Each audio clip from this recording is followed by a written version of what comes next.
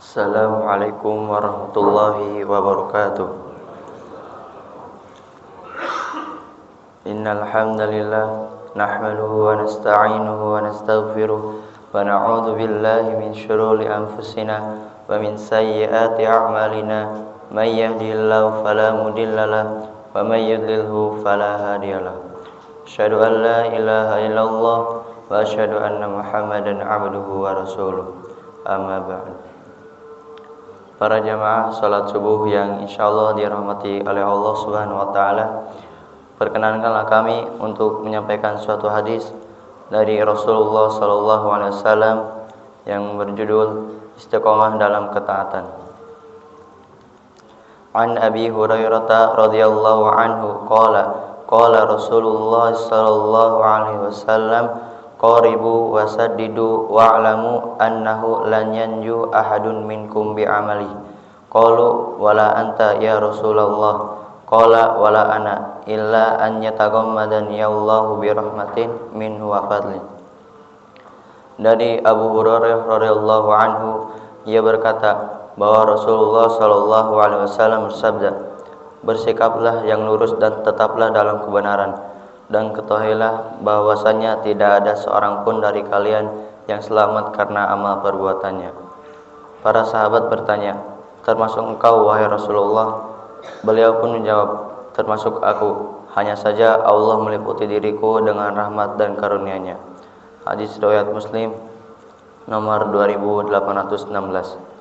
Isi kandungan hadis: ketaatan kepada Allah Subhanahu wa taala menuntut sikap istiqomah, keyakinan hati, kebenaran lisan, dan kesungguhan dalam amal. Dalam unsur-unsur ketaatan yang mesti dijalankan dengan istiqomah. Istiqomah yang berarti keteguhan dalam memegang prinsip, menempuh jalan yang lurus dengan tidak berpaling ke kiri maupun ke kanan.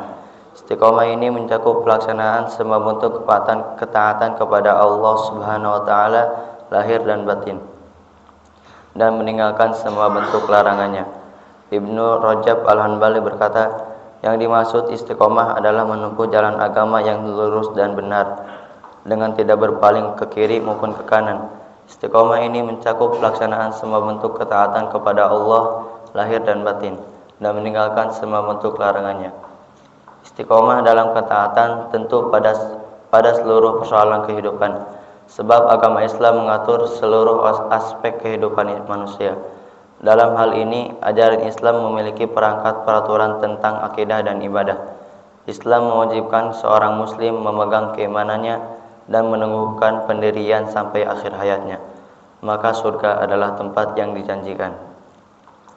Ayat-ayat Al-Quran yang berkaitan dengan hadis, Allah Subhanahu wa taala berfirman, sesungguhnya orang-orang yang berkata Tuhan kami adalah Allah, kemudian mereka meneguhkan pendirian mereka, maka malaikat-malaikat akan turun kepada mereka dengan berkata, janganlah engkau merasa takut dan janganlah kamu bersedih hati, dan bergembiralah kamu dengan memperoleh surga yang telah dijanjikan kepadamu.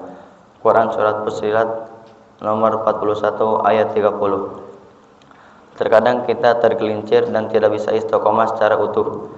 Kita seringkali kedodoran dalam beristiqomah. Untuk menutupi kekurangan ini, kita dianjurkan untuk senantiasa beristighfar kepada Allah Subhanahu wa taala. Allah Subhanahu wa taala juga berfirman, katakanlah Muhammad, aku ini hanyalah seorang manusia seperti kamu, yang diwahyukan kepadaku bahwa Tuhan kamu adalah Tuhan yang Maha Esa. Karena itu tetaplah kamu beribadah kepadanya dan mohonlah ampunan kepadanya. Quran Surat Fussilat nomor 41 ayat 6. Demikian yang dapat kami sampaikan, kurang lebihnya mohon maaf. Sebelum kita tutup, marilah kita bermunajat kepada Allah Subhanahu wa taala. Bismillahirrahmanirrahim. Alhamdulillahirabbil alamin, hamdan yuwafi ni'amahu wa yukafi'u mazidah. Ya Rabbana lakal hamdu wa lakal syukru kama yanbaghi li jalali wajhikal karim wa 'azimi sultanik. Allahumma shalli wa sallim ala sayyidina Muhammad wa ala ali sayyidina Muhammad.